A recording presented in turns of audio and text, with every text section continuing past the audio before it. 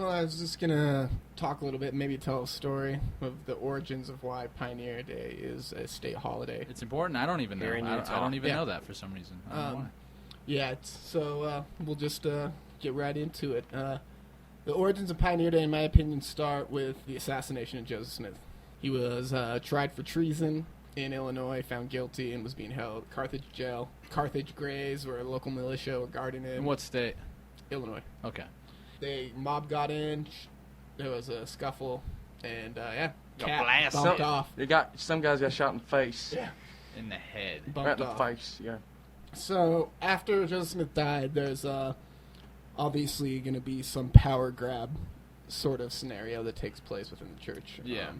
Brigham Young ended up coming out on top with like 10,000 supporters, and there was two other groups that left. One went up into Michigan, I think, and the other one went back east into Virginia, and they eventually just died out. And then Joseph Smith's son, also Joseph Smith III, because Joseph Smith was a junior, he went, and his mother, who was against polygamy, went and started their own sect of Mormonism. So there's actually many different sects of Mormonism. No, sure. It's the main one we know is Brigham Young's group. Yeah.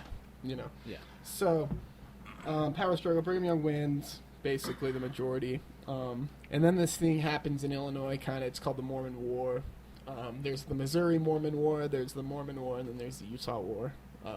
This is the official Mormon War. Basically, they stuck around for 2 years before they left Illinois and came to Utah. Yeah. In that time, Illinois governor broke up the Nauvoo government, police, because Joseph Smith was holding basically every authority position in Nauvoo.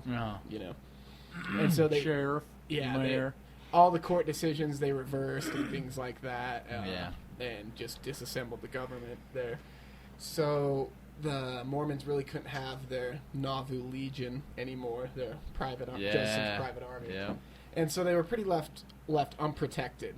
And said that what happened in Missouri, only 4 or 5 years earlier, that they were very threatened. And they had this, it's funny, I just read about this morning, never heard it, but it's this technique called whistling and whittling. Okay. But the males would get in groups and sit at the edges of town and whistle and whittle wood with 12-inch Bowie knives.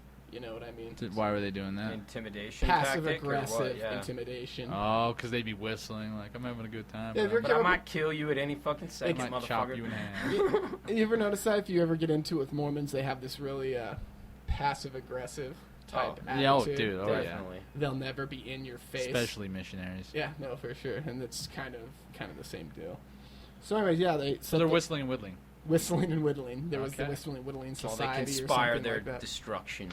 So eventually the Gentile hostility rose to such a point where Brigham Young decided they needed to leave and leave immediately.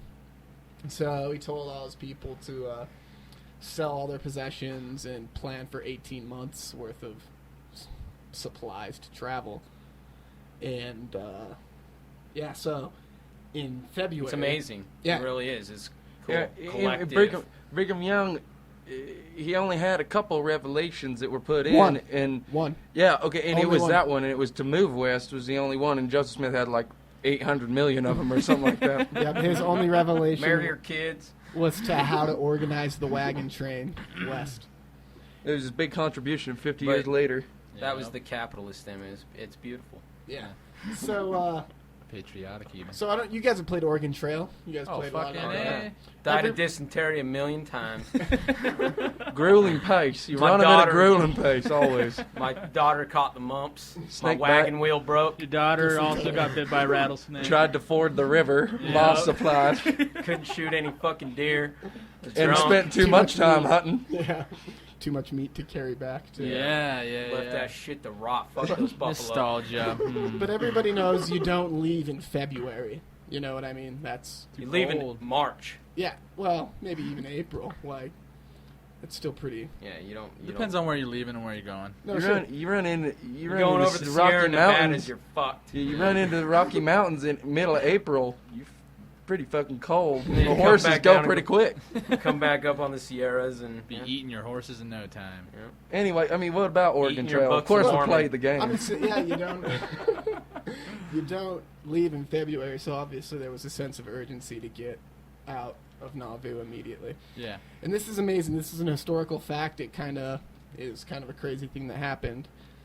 They left in February, and in like the 27th of February, at the end of the month, the Mississippi River froze. And people were were able to cross with their wagons on Like- ice. Holy like shit. goddamn Moses. Yep. It's Like Jesus walking on water. That very similar. And it's only happened twice on record where the Mississippi is frozen over. And they used that. And it was that month when they left. opportunist type of.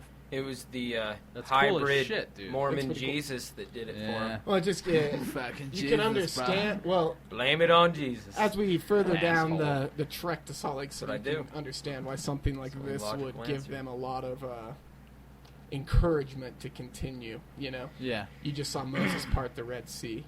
You're gonna follow him. You Yeah. know what I mean? I saw was a a magic cold trick. streak freeze the Mississippi, and it's not quite the Red Sea's parting and engulfing the Pharaoh and his chariots. You know what I mean? But whatever. I mean, Yeah. obviously, what happens is that over a course of 150 years, it doesn't really matter. I mean, maybe they walked across the log for all we know, but I mean, in 200 years, the seas probably did part for Brigham Young, and he's, and he was casting down the damned redlegs or whoever was after him. Smote them in the river. You know what I mean? That's if you're huffing gasoline in the back of your cab there, Deacon. Maybe that's one of those scenarios. Who knows? So they make it to Iowa, where they decide to stop because it's wintertime. Getting in fall. They Yeah. don't want to head into Nebraska, Wyoming in January. It's just probably not a good move. And Yeah. so they befriend some Omaha Indians, and they allow them to plot and, till some earth and let them set up shop there for the winter. And then as soon as the winter broke, Brigham Young took 150 members, like 140 men, like 2 women, 3 children, something like that, like a lot of animals and a lot of scouts, and they continued westward. The conditions, I gotta tell you about these conditions on Tell me about the 'em. trek. They figured you could expect at least 1 out of 3 to die on the trek to Salt Lake City from winter Damn. quarters. Some risky shit. It's like living today. I mean, Well, ain't much better. I guess, with cancer and the AIDS. We're the new pioneers, Yeah. Just hanging out, being groovy. traveling across the cancer frontier, the giant tumor of Cell phone humanity. land. traversing the tumor river. Yeah. Rations were cut again, and they said basically, there's a journal entry of a woman who said their basic food for the last 3 months of the journey was a half a cup of flour a day, and some mixed with water, and they just drink it, What the fuck, dude? It's not even food. No. It's not even food, No. man. Yeah, they couldn't carry any possessions. That's obviously you need to carry food and clothing Yeah. and things of this nature, so you can't carry any riches with you. So I can't take my jet skis. No jet skis, Deacon. No jet skis. So anyways, on July 24th, 1847, they arrived in the Salt Lake Valley. Brigham Young rode into town on a pillow, He was sick. carried by 12 men He was in the back of a cart in a bed. on a pillow, Little pussy. smoking opium, Yep, this is the place. Yep. The famous words. Yep. Our hair. booty bumping some ope. It's a good trip. Yeah. Having a good time. Party wagon, dude. That's where all that hating the Negro talk came from. Sorry, Yeah, Jake. You're good, man. So July 24th is the day we celebrate the Mormon pioneers' entry into the Salt Lake Valley. And it didn't end there. They still had to do a bunch of shit. Yeah, no, they had set to up. migrate 10,000 saints Yeah. across the plains. And get on tilling the earth and setting up irrigation systems and in the middle of a desert. Roads and for wagons and shit. You've seen those Jim Bridger discovered the Great Salt Lake billboards around town, right? He corned the first beef in that motherfucker. According to your Sunday school teacher, he really did. Corned the first beef. Yeah, you heard it first here on the He's a beef corner. C.N.E. Well, no, I really do think it's impressive. Like, many of us don't maybe not agree with the Mormon religion, but man, the magnitude, the mission, the drive is fucking you can't help more but than respect. impressive. Yeah. You can't help but respect it as functional. I've always accredited it as being the most functional communist institution in the whole world. Theocratic that's my institution. Piece. Oh, it's theocratic here in Utah, but they're communists.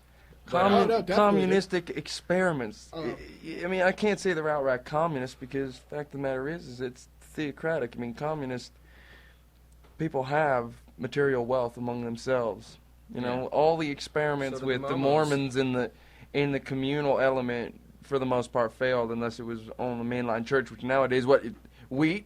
Well, cereal. If you're a Mormon and you're hungry, Coca-Cola. If you're a Mormon and you're hungry, you're thirsty, you need a job, they will set you up. Your house burns down, they'll buy you a new they'll build you a new or they'll house. help you out at least. You know, so that's what I accredited. The most functional, gorgeous communist state right here in Utah. But you better be in your the first pew looking at pastor there on Sunday then for the rest of your life. I mean, you're hitched to the wagon. You know what I mean? They build your house. I mean, it's pretty. You got to be there Sunday morning, dude. If they build your house, you better believe it. Rest of your goddamn life. So Jim Bridger, corn the first beef. Yeah, corn the first beef. Him and Brigham Young didn't really necessarily get along. They were aware of each other, and Jim Bridger told Brigham Young if he could settle the Salt Lake Valley on a mass level, that he would eat crow. You know? What do you mean he'd eat crow? Like a crow? It's an expression. Expression that he would eat crow, that it could never happen. Oh, Bridger. Yeah, and beef corner. Yeah. Cornholer. Corn beefer. Corn beefer. Oh, and but go ahead. Yeah, I smell something interesting coming up here. No, I'm going to tell you about another historic Pioneer Day that happened when I was 5 months in the womb. On July 24th, 1984. Oh. Ron and Dan Lafferty. Look them up. Carried out their infamous murders in Utah County, Utah. Where they murdered a pregnant lady. And a baby. And the baby, because they murdered the baby's in the dead woman, so the baby dead. The dead baby. Ain't Ron Howard making a movie about that? That's what I hear, but who knows? Yeah, fuck that guy. But Opie's making a movie about that? Fuck that. Now check out the book Under the Banner of Heaven for more information on. By John Krakauer, yeah. He was a fabulous writer. Awesome book. For more information on polygamous murders. And just Mormon history in general. Oh, First Amendment, by the way. Yeah. If we're going to give gays the right to marriage, I think people should give the fundamentalist Mormons the right to plural marriage. Sure. Just an opinion. Sure. Why not? If ain't marry 12 or 13. That's a whole other topic. Fuck your cousin. Deacon, aren't you going to introduce the next segment for us? Well, yeah. But thank you, Jake, for the that was an awesome segment. Educational. Very nice. Jake, maybe he has something to finish it off with. I just wanted to say it's Pioneer Day. I do enjoy celebrating it. It's just as important, probably more important because it's more personal than Independence Day, 4th of July. Yeah. It's a great thing. Persecuted people can overcome, trek across the country poor and make a desert thrive green as shit, and become fat and wealthy, and turn themselves into the very thing they were Jim Bridger from. corn beefer Jim Bridger, he's eating crow. He is eating crow. Well, he literally ate a crow after. I don't think so. Oh. That'd be cool. Goddamn Sunday school teachers. That'd be bad. Maybe he did. Motherfucker shot a crow. Maybe Brigham Young made him eat a crow. Breaking it first. Yeah, maybe it was off the record. Who knows? Yeah, Brigham Young pointed a matchlock pistol at his head and made him eat a crow. I think maybe Jim Bridger was drunk when he told him that. I mean, there are people in the Sahara living. He must have been drunk. He didn't know much. He trashed balls, dude. Sure, had to be. All right, so Deacon, why don't you introduce our next segment? Well, this is going to be extremely edifying, important, informative, and certainly drunken. The great drunken events.